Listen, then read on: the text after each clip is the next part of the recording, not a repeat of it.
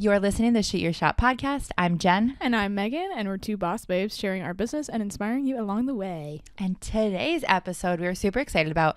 We are basically talking about things that we wish we knew before we started our business. So any new entrepreneurs can really get an understanding of kind of the behind the scenes, what has worked for us, what we wish we knew, you know, all the things. Yeah. Sometimes the hardest thing is just getting started and fearing the future and fearing failure and success and all of those things. So that's kind of the theme of today's episode, is just to take the leap of faith, and we'll get into some specifics. Yeah. So we'll kind of go back and forth today.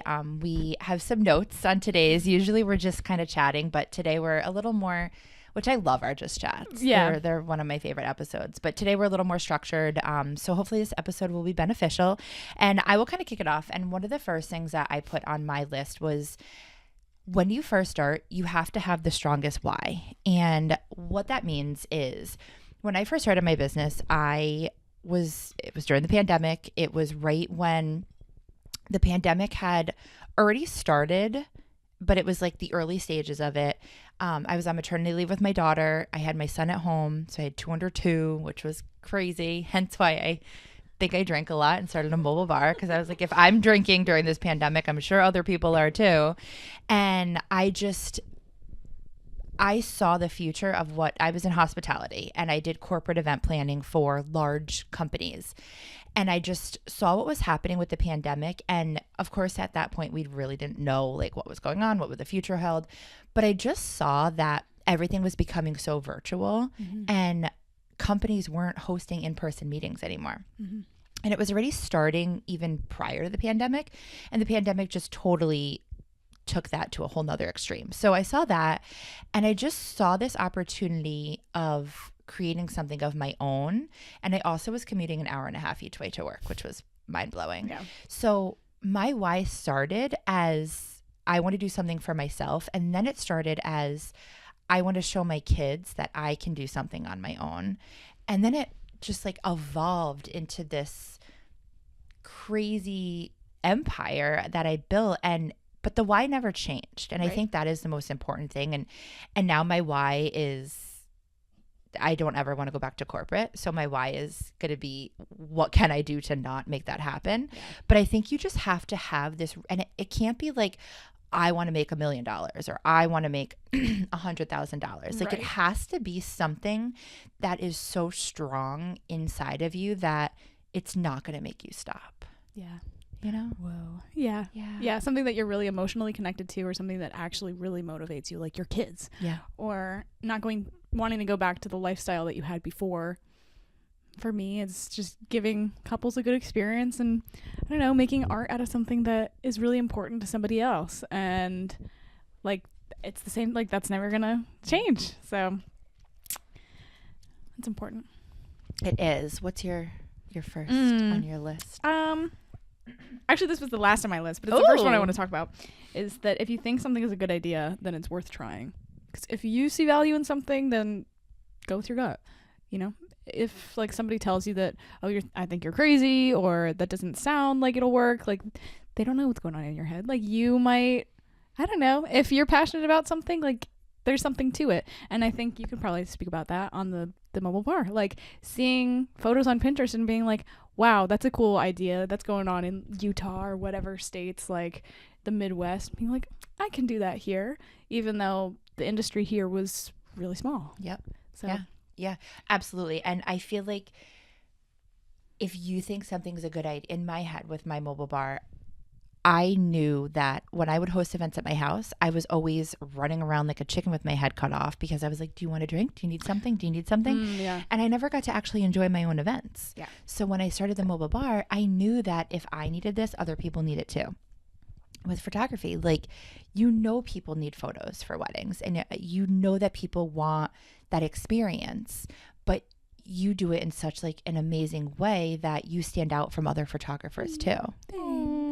But you do. No, you create magic, but you show your passion through it too. And I think that that's what you saw when you first started. You were like, I have this passion that I love capturing, but it took you a little bit of time to figure out that you wanted to do weddings too. Yeah. And all good things take time, you know, but yeah, you're totally right. Like, this was a previously like male dominated industry. People just need a photographer and that's kind of it. Like, I feel, well, not that I was around really at that time and paying attention, but I feel like probably, at least like from my parents' experience, like looking at their wedding album, like the experience was different. It's like, oh my gosh, hire a photographer just for the photos, just, you know, to have that later. But today it's like we do the engagement session, we get to know each other, we build this cool experience. I bring Polaroids that adds to the party.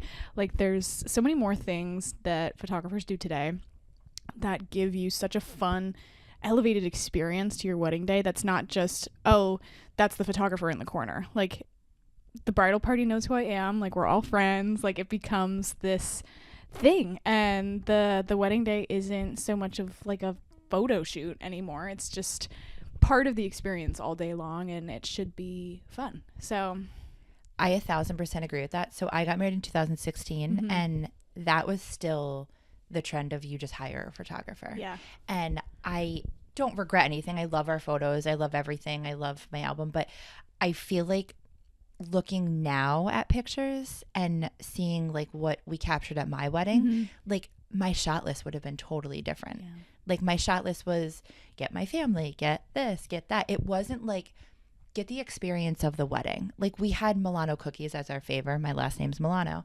And there's no photos of the Milano cookies on the tables. Yeah. And it's like something like that. I didn't think I wanted a photo of that. Right. Do you know what I mean? But like now, like I could see it like being hung in our home as like something fun, right. You know? Right. But if you hired a photographer that like really would capture the essence of your event and like all of the candids and all of the, you know, things on the tables, like when I go into the room when I'm at a wedding, like I'm under the impression that I'm here to capture the entire event, make you remember it, and one thing would be the cookies, would be the drinks. What did the day taste like? Like, I'm always taking pictures of people's plates of foods that they make, and like the texture of the bride's wedding dress. Like, all the little things really help you tell the story, and for you to remember your wedding years down the road, and for your kids and your grandkids who weren't around then, like they can really kind of see what your dress felt like, or like try to see what your perfume smelled like based off of like what the bottle, I don't know, you know? Yeah. So it's yeah, absolutely. Yeah. So it definitely, it's crazy. And I keep using the word evolve, which is so funny because that was That's my your word word this year. And I haven't used it lately. So I'm like, the universe is telling me I need to like remember that we have evolved this year. Yeah. But I feel like the photography industry has evolved into something so different. I think weddings have in a whole. Yeah, 100%. And like I had the outdoor tented wedding. So like, but I feel like I was like not one of the first, obviously, but I feel like 2016 was maybe like when it really started kind of. And then COVID just totally revamped outdoor everything. Weddings. Yeah, Yeah. 100%. Okay, so the next one that I want to talk about is, I love this one, but, and I think this was one of yours too, so I don't mean to take it from you, but building a tribe and building a community. And you know, I love this. This like fills my cup up, makes my soul like extra happy. And I did not think I was going to get that in this entrepreneurship world. I thought I was like starting a business. This is cool. I'll make some money. And that was kind of it. But Beauty Counter, when I used to do Beauty Counter, that was where I started building my first community. And that was what I loved the most about Beauty Counter, because it was during the pandemic. We were all home. We were on Zoom calls together. I was able to put my extrovert personality into something where I needed it at that time. And Beauty Counter allowed me to have that. And I feel like that's where I took some of the things from Beauty Counter and put it into my own business, because then I built a community of mobile bars. I built a community of, you know, my competition. Like, and that was not to go to another, but that's another thing. Like, competition is not, you shouldn't be afraid of competition. You should befriend your competition. And I learned that very early in this entrepreneurship. And I don't know if it was because I was in hospitality and we had like a competition market of like other hotels in the area. And we would all like call each other and be like, you know, how are you doing? How's the market? You know, what's working, what's not. We would see each other at networking events and we would chat with each other, and it was like friendly. Yeah. And so I took that into mobile bars, and I ended up building a Connecticut like little mobile bar group, and we refer each other business. Yeah. And I've gotten so many amazing leads and weddings, and I've booked hundreds of, not hundreds of weddings, but hundreds of guests that I probably would have never touched if I didn't build that little community. Yeah. So I just think it's so important to know that your competition is not bad, and you shouldn't look at it that way. Yeah, I 100% agree, because there's so many weddings to go around. Yes. Like, you can't book every wedding in Connecticut. And so if you're already booked, or a client comes to you and it doesn't really seem like your style, but hey, my best friend over in, Litchfield, that's exactly what she does. Like, that would be the much better thing to do. And also that's better for your reputation also, than instead of being like, oh, sorry, no, I can't do it, and then cutting them off there. Be like, I can still provide them, a great referral, give them a good experience. You're welcome.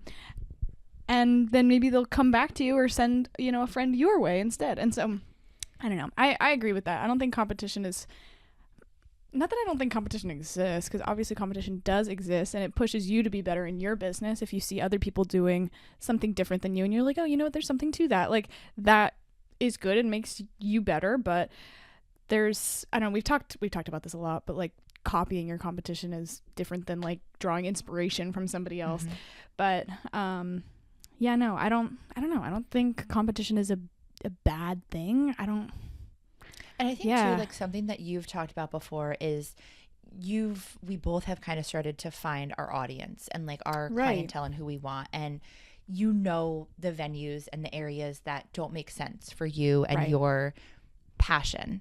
And I think that's where you are like, Jess has a different editing experience as you, and I think you may refer her to something that maybe is not your ideal client, but you're still putting your potential client in good hands with someone else. And like, not saying Jess is a competitor, but technically she is, but you guys have befriended each other, you know what I mean? And just because you're in the same industry as somebody doesn't make them competition either. Like, exactly. Like, Jess is just a good example, and hopefully she'll be on the podcast soon so you guys can see who we're talking about. But like, she gives a very different, similar, like, at the end of the day we both care about capturing your wedding day, but we do it in different ways, where we are competition because we're both photographers, but we're not competition because a client looking for something that I do and only I do, they're not going to get with Jess. So they, it's like, it's just different. Like, if somebody's looking for film, obviously I'm not in the running for that. And that's cool with me, because it's cool. I can appreciate it, but like,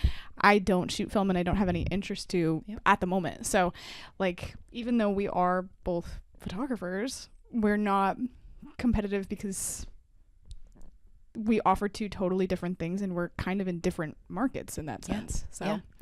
And it's so funny because you wouldn't think that. You would, if you're an outsider, you're just like, oh, that's two photographers who both shoot weddings. Yeah. But it's so much more than just that. Yeah. It really is. And I think when you first start, you don't really understand that because you're just like everyone else. Like, you're the outsider looking in. And I feel like once you start to understand the inside of entrepreneurship so much more, there's like a different meaning to everything. Yeah. Going back to the beginning of this statement, because we kind of like transformed from friends into competition. Going back to the friend thing. Went. Well, because it's true. Yeah, it's like your competition is your friends. Yeah. But going back to making friends, it's not as scary as you think it might be to make friends in this industry. When I was first getting started too, like I mean, making friends would be cool, but like, I was so scared to make friends. I'm not like an outgoing, extroverted person, despite me being on this podcast with Jen. But in reality, it's just two people in my bedroom. So like, it's not the same thing. But anyway, I was not the kind of person that would just like get a ticket to a networking event and just go by myself. That's not who I was until I started to make friends on the internet. And still, I like made friends on Instagram, other photographers, other businesses just in general. And people kind of helped me get out of my shell, and also second shooting for other photographers, shadowing other people, working with other people's businesses and being there for them, and being ready to meet a stranger and be super close with them for the next 8 hours. Like, that's something that you have to do in order to make your business happen. You have to really work closely with people and be on a team with other vendors, and, you know, make sure that that competition is out of your mind, because you're all there to serve the client, you're all there to serve the couple and give them the best experience. And, you know, the videographer needs to get as equally of good shots as the photographer does, because we're both being paid to be there for the couple, and I don't want to ruin, you know, somebody else's work for the couple just to self-serve myself, you know what I mean? So anyway, everybody has that, not everybody has that mindset, but everybody should have that mindset walking into a wedding day, that you're all there to be a team and to make the wedding as amazing as it can be. And if you all have that in common, you're all going to be friends. It's not that scary. No, Promise. I absolutely agree with all of that. And it's funny because you said something of not everyone has that mindset, but you should. And it's so true. And I'm very lucky. I feel like 96% of the vendors that I have worked with and have partnered with and done events with have all been amazing. But there are those few where it's like they are only in it for themselves. And that is not what entrepreneurship is about. Right. Like it is about building, like, back to the community. It's about building a community. And like, you're technically coworkers when you're at a wedding, because you are, again, your end goal is to make the client happy, the couple, whoever it is. The couple is number one, obviously. But, and if you're not in it together, it's like, there used to be a saying, oh my God, like one team, one dream, or something like that. And I used to always say that in corporate, because in hospitality, there's different departments. Right. So there's housekeeping, there's, you know, banquets, there's front desk, there's accounting. Right. But at the end of the day, we're running a hotel. So it's like the same thing as a wedding. Yeah, the guest coming in needs to have the best experience from beginning to end. Exactly. With each department that they see. Yep. Yeah, I agree with that. And going back to the beginning with the why of your business, if the why of your business is just to make money, be a millionaire, like, that's not enough. You're, at least in the wedding industry, if that's the reason why you're not going to make money all the time too. Yeah, and if that's the reason why you're in the wedding industry, then maybe you shouldn't be. Get out.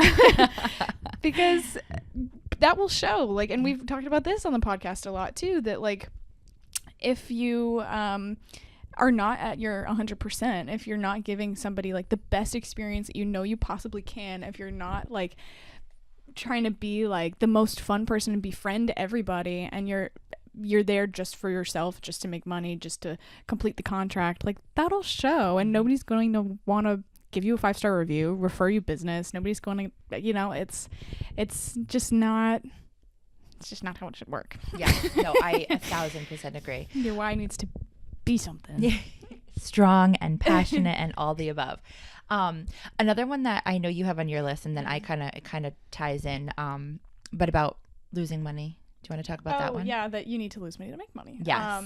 And that it really is true. You have to invest in your business before you can get something out of it, because the reason why they're hiring you is because of the things that you have, or the things that you provide. And if you don't have anything to provide or give them, or, you know, work with, then how are you going to get started? And so I know that that's like a challenge, because how can you invest in something if you don't know if it's going to work, or, you know, whatever. But that goes back to one of the other lists that we had, that if you see value in it, if you think that it could be worth something, then you just have to go with your gut and try it. Yeah. And if you have to lose a little bit of money in the beginning to break even in the end and then some, then you just have to take that jump. And I know that that's terrifying, but you do. Like, if you want to be a photographer, you need to invest in a camera. It doesn't have to be the top of the line camera, just, you know, like at the start, but you have to start with something. Yep.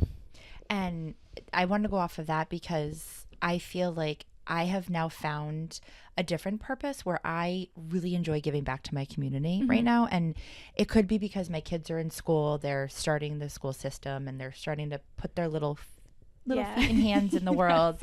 And so I want to be a part of that. But I've done a few events where I'm doing it for free. I'm spending the money, and not a lot of money. I'm not saying go and spend thousands and hundreds of dollars, but for example, I did, I more donated my time, but your time is valuable. And I got out of the mindset fully of like not doing free events anymore, because I have now strategically done free events where I feel that it makes sense for my business. And when you first start, you have to do free events. You have to put your money in to get your money out. Yeah. And I feel like that is what I did in the beginning. Like I did not so many, but I did a lot of either free events, like completely discounted rates, crazy discounted rates. My first event, I charged her $300. And the amount I spent, because it was my very first event, was crazy. But I learned so much in that event. But I could have done it for free, honestly, because it was my very first event. But I am glad that I put a value to it. Right. Because it made it seem real. Right. And it made it seem like, okay, she paid me, regardless, it was $300, which is still crazy. But even $1, it's a transaction. Yes. And at that point, it is more professional and not a hobby. Yes. Yeah. Yes.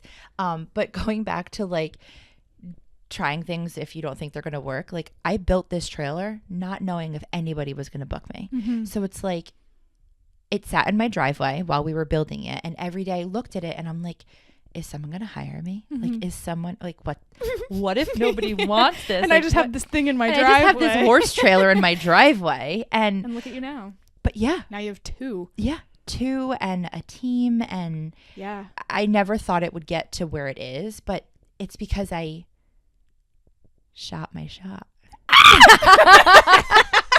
And you believed in yourself. And I believed in myself. And I believe that, you know, I had oh, I love that. That was so cute.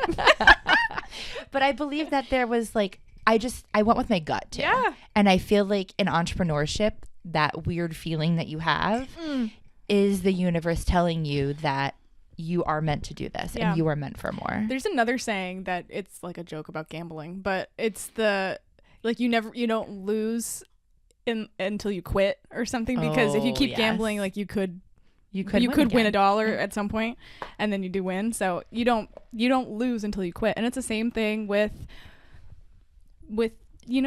having a business, is that you're not going to fail unless you say that I've failed. Like you can always keep going and try again, or pivot, or change your niche, or relocate, or figure something out that could just totally make it switch on a dime. And even if you think like, oh, I'm failing, I don't have any bookings for next year. Hey, a lot of people don't either. Like, and that doesn't mean that they're giving up. You just might need to switch your industry, or try, instead of luxury, go more backyard, or just switch things up a little bit. I don't know. Reach out to other vendors, tour a venue, befriend some other people in your industry, and it could totally change the game for you. Attend a networking event. Yeah. You never know. Yeah. No, that goes into one of mine. I wrote, the hard part happens for a reason. You start from the bottom so that you can appreciate the top. Yeah. And this is true in any industry. So I'll start with hospitality. I started as a banquet server. So right out of college, I was like, I think I want to do event planning. I don't really know. Graduated with a communications degree. Didn't really know where I wanted to go with that. Thought I wanted to do like runway in Manhattan. Thankfully, I did not do that. Yeah, so weird. So weird. But I started as a banquet server, and very quickly I became a captain, and then I ended up getting my administration job at the Hyatt, and I started as an admin to all of the managers who did event planning. So I was able to learn from a lot of different people, and I was able to kind of figure out in my own way what they did and what I felt worked, what didn't work, how I wanted to be a manager. When I did become a manager, then I became a manager. So then I knew what my assistant went through because I was her. Right. And then, my next role would have been to become a director, but I ended up starting my own business instead.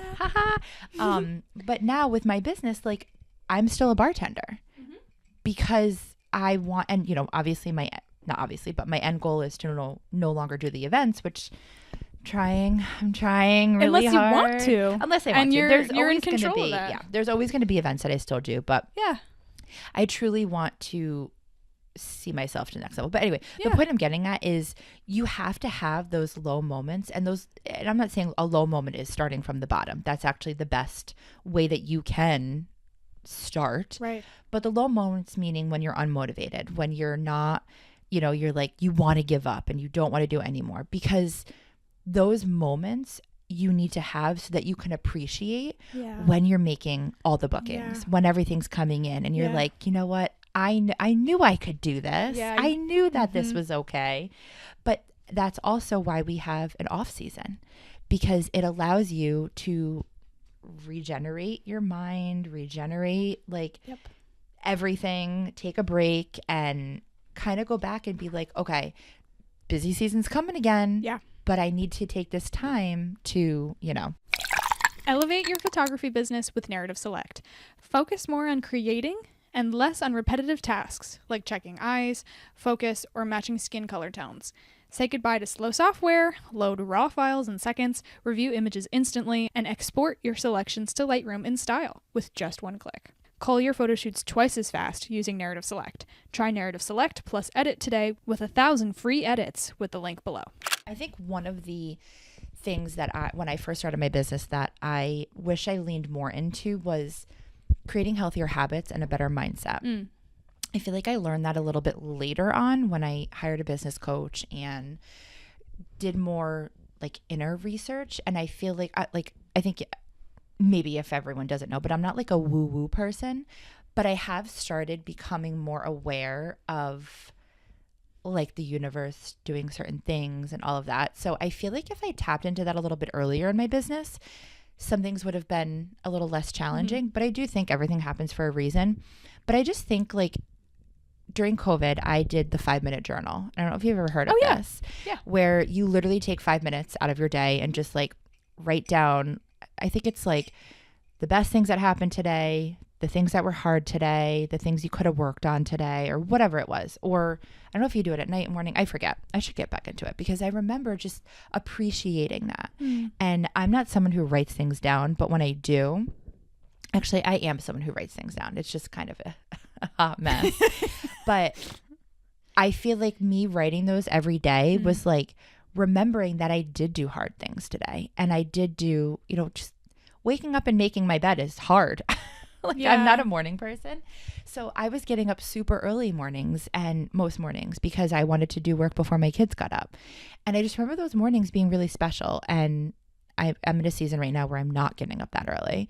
And I just feel like if I did that earlier on in my career of entrepreneurship, maybe things would have been a little bit easier. Yeah.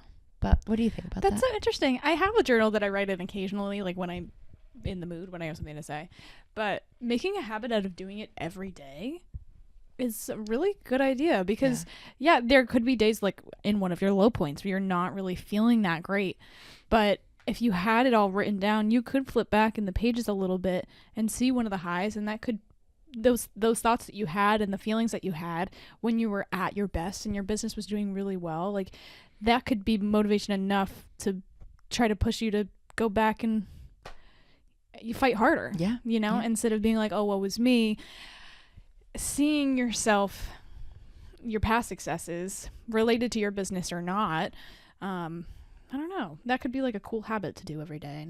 I don't know. I don't journal every day, but now I'm like, maybe I should. Even if I feel like I don't have anything to say, you might be surprised with what comes out. The 5-minute journal like prompts you, and I think that's what I needed at the time. I think like it's still in my nightstand drawer. And that's like one of those like linen books. It's like it's okay. It's like I remember that. Yeah. It's like a workbook. Yeah, and it just has like silly questions that not silly, but like questions that prompt you to like think more that you wouldn't do normally. So I really appreciated that. The other thing that I 1,000% wish I did before I started my business was buy your website domain. Yes, I remember you telling me about this. Oh my goodness. Yeah. So really quick story. I started the Vintage Horse, found my name, saw that it was available on like GoDaddy or whatever. And I just thought this was going to be a hobby. I didn't think anything of it. I was just like, I'll book a few events and like have fun with it. And I thought I was going back to corporate too. Like I thought I was going to do both at the time. So my husband's aunt was like, your website domain, thevintagehorse.com, is available. You should buy it. I was like, I don't know. So I put it out to the universe, the Vintage Horse. I started this mobile bar, blah, blah, blah. People knew you by that name. Yeah. Within 1 week, someone had bought thevintagehorse.com. And when I was originally going to buy it, I think it was like $11, something. Maybe it wasn't even that much. when I went to go back to purchase it, so I was like, all right, I guess I got to do a website. I guess I got to do that. And I had already started my Instagram too. So 2 things. 1, make sure Instagram is available. Silly enough, but like you want to make sure that the name that you want for your business is available so people can search you easily. Yeah. And that's number 2. Number 1, make sure you buy your domain. So I go back in to buy my domain and it says you can, first of all, it was no longer available. TheVintageHorse.com was no longer available. And second thing, it was like, you can reach out to so-and-so for $2,500 to have them potentially get your domain for you. And I was like, oh my God. So needless to say, we are TheVintageHorses.com, which is funny because when I was complaining about this and telling other people, they were like, well, maybe one day you'll have 2 trailers. Yeah. And I'm like, maybe not, maybe. Yeah. So anyway, but it kind of works. It works. But at the end of the day, like if people typed in The Vintage Horse, they'll find me now that I have established. I'm on Google. I have a presence. Yeah. But in the beginning, it was hard because people were doing TheVintageHorse.com and they weren't finding me. Yeah. So it was like such a bummer. So buy your domain. Yeah. I lucked out. I really lucked out. I changed my name once. I started with first name, last name photography like everybody else. And that wasn't taken. And then when I started offering videography, I changed it to Meghan and Imagery so that the imagery kind of encompasses more of the things that I provide. And I got lucky with that too. My Instagram handle was available. My website domain was available. My email, info at, MeghanAndImagery.com. Like I could have that too. Like I really got lucky that all of that just worked for me. So I really got lucky. But I don't know. I feel like I did check it out before I changed my name. Otherwise I would have had to make a different name. But I was lucky that the name that I wanted, I didn't have to change it all. It just, everything worked out for me. But yeah, I didn't. But you never know. Like you never know. I think it's easier when you have some wiggle room. Like I didn't have wiggle room. Yeah, you would already put your name out there. Like I guess I could have done the Vintage Horse Co. or the Vintage Horse Bar or the Vintage. I didn't want bar in the name. I could have done the Vintage Horse something. Right. But you want it to be as easy as possible for people to be able to search for you. So you don't want to complicate it, and you want to have a .com, because there are other opportunities that you could have where it could be like thevintagehorse.org. You don't want that unless you're a nonprofit. Yeah. You could have I think the other ones are like thevintagehorse.net or .co or .something. Right. But like you want a .com, because a .com, if you think about it and you're researching a company, if they don't have a .com, you're going to be like, wait a minute, is this fake? Is this not real? Yeah. Unless it's weird. Like a nonprofit that's a .org, and that's understandable, but we are for profit. Yeah. Yeah.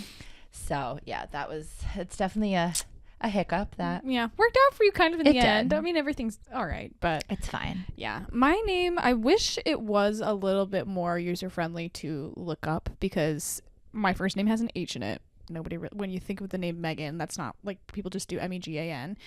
It's a little confusing because it's Meghan, so it's AN, and then my middle name is Ann, so Meghan and Imagery. I feel like that sounds nice, it flows nice off the tongue, but typing it or writing it out, it just looks weird. It's MEGHANANN Imagery. And like anytime I'm at the store and they're like, oh, do you need your email, like what's your receipt or whatever, when I'm at like the camera store, and I'm like spelling out my name, and it's like, okay, it's my first name, MEGHANANN, because if I say Meghan Ann, there's like so many ways you can spell that. Yeah. So that's the only thing with my name. I love my name. I just feel like it sounds nice. And like it is me, and if my last name changes in the future, then it doesn't matter. Yep. It encompasses photo and video and anything I might plan visually in the future. So like it does work for me, but that is like one thing I would maybe when I was starting, I would have maybe considered that a little bit harder to be like, if I was a stranger and I had, heard Meghan say her business name but didn't write it down or didn't have her Instagram handle, like, would I be able to remember that? Probably not. Yeah. Probably not. Yeah. I think that so I'm lucky in that sense because the Vintage Horse is rememberable. Yeah. Yeah. But I love yours, and I see like why it makes sense and all of that. Yeah. So yes. Okay. Anyway. And then the other thing is, when you first start, make sure you have a user-friendly booking system. Yeah. So I use HoneyBook. We both use HoneyBook. And I think I'm lucky that I found that quickly in my business, because I think that helped me stand out from my quote unquote competition in the beginning, because I really did have a very easy system for people to be able to book my services. And professional. And very professional.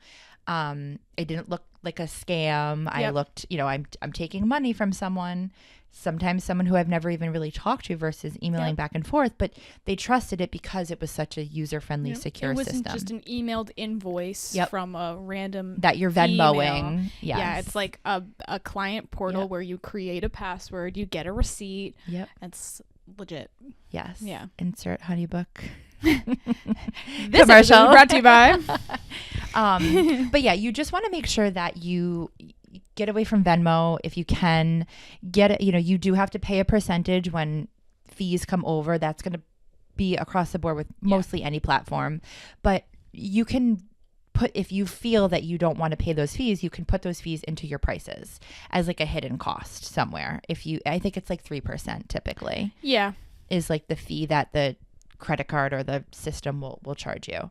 I pay I think $39 a month for HoneyBook. I think that's a little hold on. I think that's just a little bit misleading, because I think that's illegal in Connecticut to like make your price vary per person if they're doing cash or card.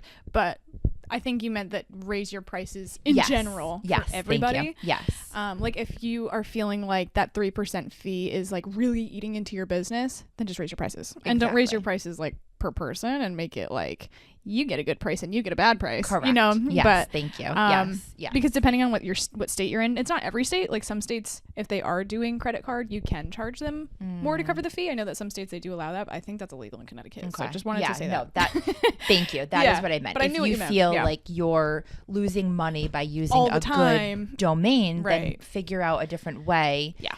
To offset that for your business. Yeah. Yes, thank you. Yeah. And I use Venmo still too, and Zelle, but I use HoneyBook. Like I use HoneyBook. That is the client experience, and at the end, when they can, fill in their bank details or their credit card information, then I also have my Venmo and my Zelle linked. But a cool thing with HoneyBook, probably Dubsado and the other ones do this too, but when you send them the professional invoice, and whether they pay in cash, Venmo, Zelle, some other way other than your online proposal and invoice, you can mark their payment as paid in a different way.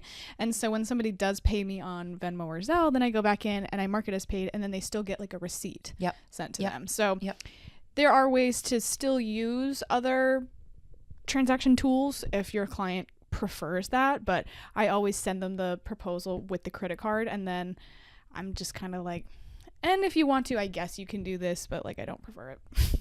So agreed. But it still looks professional to send them the receipt and have the whole thing look nice. Yes. No, absolutely. And then kind of the last one that I am learning currently, and I love this, that when you are working, if you don't have I don't have an office in my house. Yeah. Go somewhere that lights you up. And I go to Starbucks. And I didn't realize this until I recently heard it on a podcast. I enjoy seeing other people on their laptops with a coffee and working. And I feel like I'm co-working with people, even though we don't talk, but like we're in a space where we're all working or doing something that you look like you're working. And that I get more done in the few hours I go to Starbucks than I would if I were sitting at home at my desk. That's true. I get more done when I'm out at a coffee shop. I feel like too. Yeah. And I feel like I'm just like out of my house. I feel like I'm going to work. I feel like I'm going into an office. Yeah. And Starbucks is free. I've done paid places before. Like I did Jeff Works. I don't know if you ever heard of that. Yeah. Which I did like. It was a little too far from my house. I mean, it was like 12 minutes, but Starbucks is literally down the hill from my house. Yeah.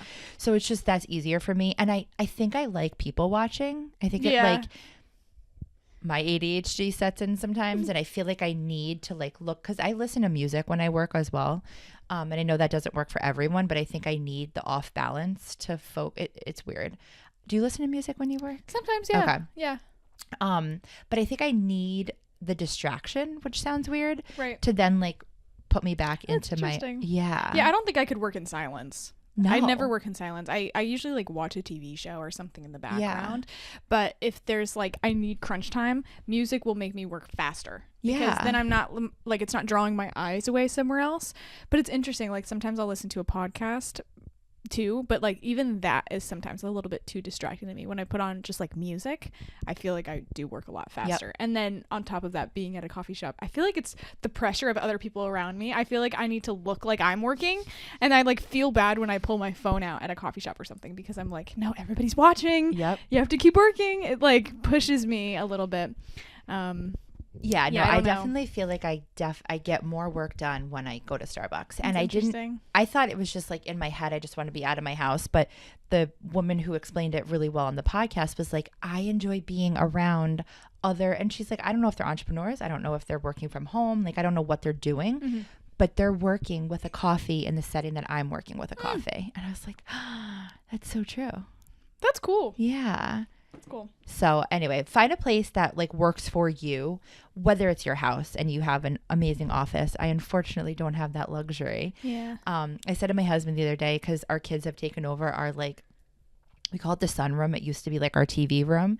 Now it's just their toy room, and they barely even go in it. I'm like, why do we have this? If they're not even, sometimes they do, but I'm like, what if I steal a section of that room from them and like move my desk? And I also think it's, like with kids, you're supposed to change their toys every like 6 months so that they have like a new exciting thing to play with. It's not boring anymore. And I feel like that it's called like a toy rotation is what like parents would call it. And I feel like that's what you have to do with yourself too. Interesting. Like you need a desk rotation. Actually, yeah. I don't like this whole scene right here in the corner of my room with my desk and my cute rug and my cute chairs and my standing desk. I was so much more motivated when I like redid this little like corner of the room. Yeah. And now I've gotten to a habit of like making my bed every day and vacuuming once or whatever. And like I do feel more balanced and good about myself and good about my work. Like I'm more motivated to sit down at my desk and work because it's cute and because it's like still kind of fresh. So yeah. And I think that's what I need too. I think. True. But anyway, find a spot that works for you and make it your work spot. Yeah. Because that's important. That's kind of like all I really had for today. Yeah. What about you? Anything else you want? One more thing that sparked when you were talking about it. You were talking about starting as a server bartender and working your way up. And I just wanted to touch on that a little bit, that I think there are some people that think that the world is a lot more structured than it is, and think that you have to do XYZ before you can do A. And you don't. Like, I think a lot of people think that they have to go to school for business, or you have to go to school for hospitality to be able to be in hospitality, but you don't, and you proved it. And I think... Well, you proved it. Because I did go to school. For hospitality?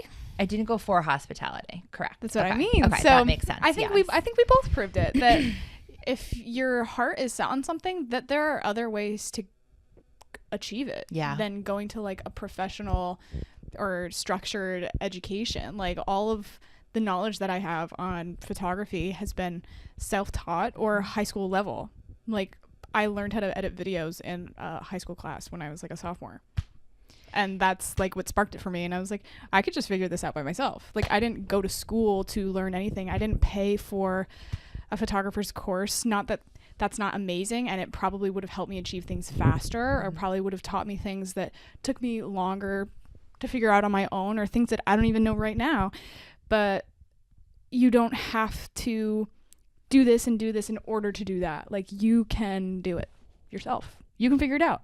I can 1,000% agree with that. And I think also the tools that we have at our fingertips now with the internet and with YouTube. And it's funny, my husband is, anytime there's like something wrong with our truck or like something wrong, he literally goes on YouTube and finds the answer that he needs. Like an example is our truck has electric seats that, go up and back with a button. Yeah. And it broke. And I called the dealership and I was like, how much, or I think we were getting an oil change. And my uncle also works for this dealership. So I'm like, friends and family discount, hello. And they're like, yeah, that's going to be like $5,000 to fix. And we were like, what?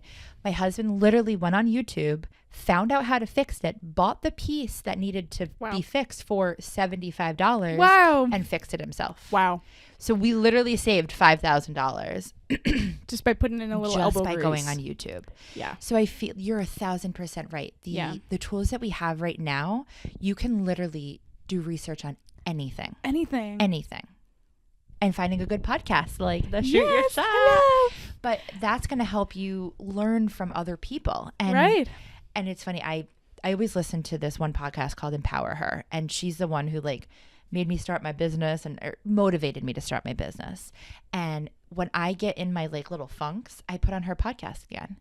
Because going back to like what, and this is when you're in entrepreneurship for a little bit longer, not when you're first starting, but going back to what lights you up is so important because it lit you up for a reason. And entrepreneurship comes in highs and lows. And I feel like go back to your highs and like, what were you doing at that time? What was exciting for you? What made you, you know, want to get out of bed that time? You know, it's like, you have to remember that too.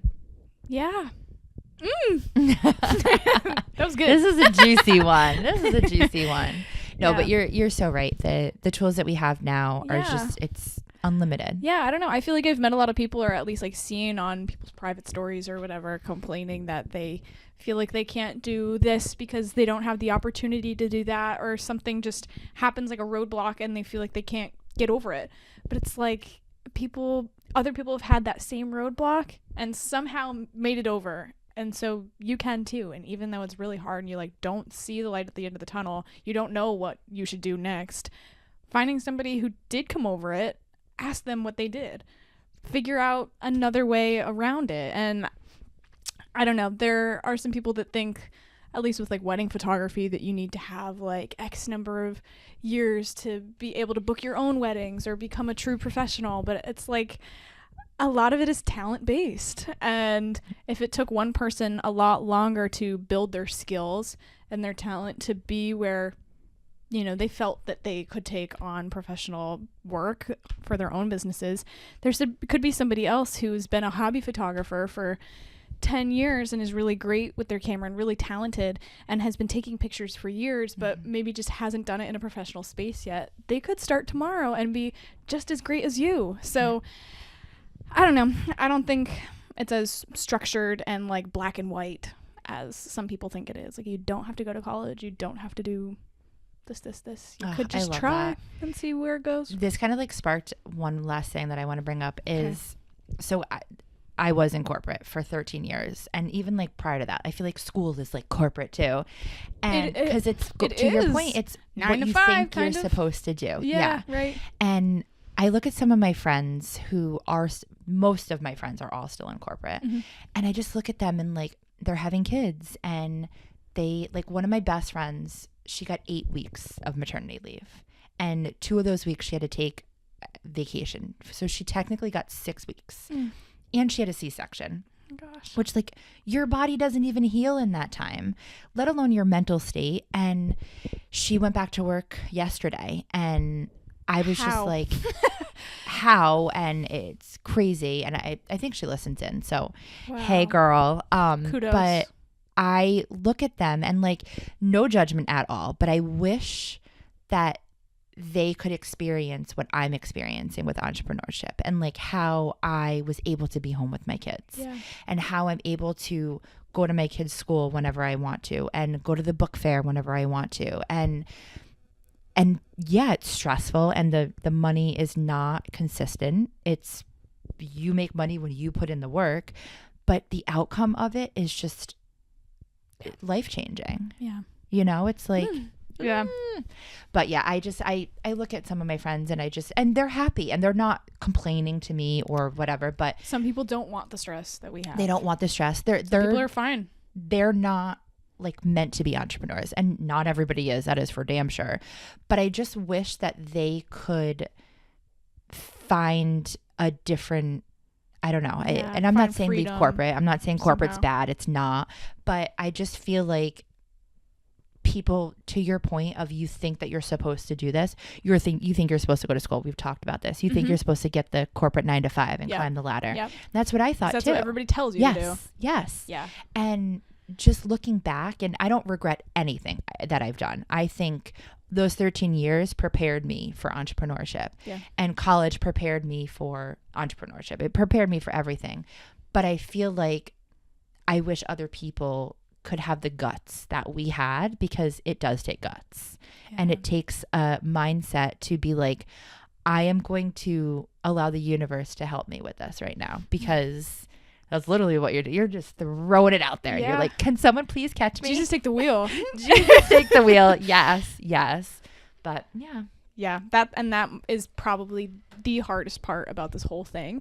It's just having that moment where you're like, all right, I'm going to try to set myself up for success, give myself this opportunity and this, and invest in this and see what happens. And from there, just be like, okay.